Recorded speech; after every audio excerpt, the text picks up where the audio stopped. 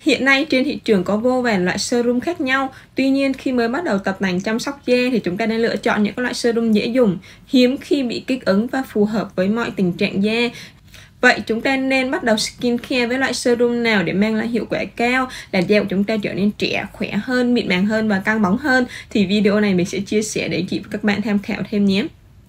Trước khi đến với chủ đề chính, mình rất là hy vọng anh chị và các bạn có thể nhấn vào nút đăng ký kênh để hàng ngày chúng ta có thể gặp nhau nhiều hơn. Và anh chị cũng đừng quên nhấn vào nút quả chuông ngay bên cạnh để khi mình ra video mới thì anh chị và các bạn sẽ là người nhận được đầu tiên.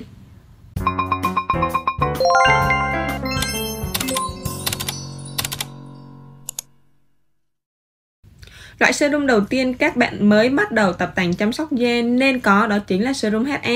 Serum HA hay còn gọi là hyaluronic acid. Serum HA là gương mặt vàng giúp dưỡng ẩm, làm mềm da và cấp nước tuyệt vời cho làn da. Loại serum này thì phù hợp với hầu hết loại da và không gây kích ứng da.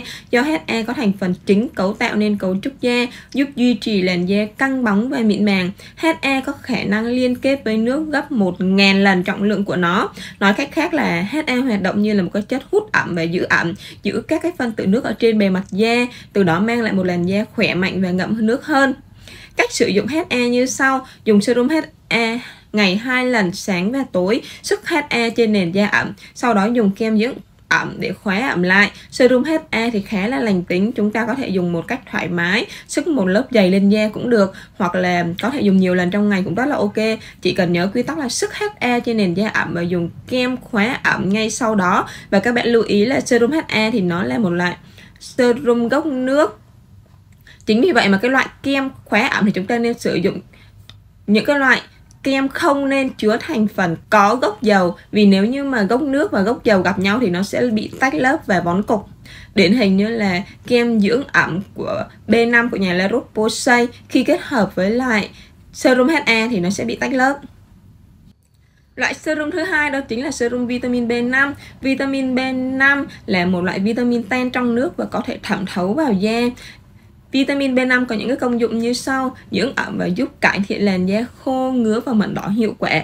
Bên cạnh đó, vitamin B5 còn giúp nuôi dưỡng làn da, phục hồi làn da hư tổn như là những cái làn da sau mụn, lăn kim hoặc là da bị nhiễm kem trộn có chứa corticoid.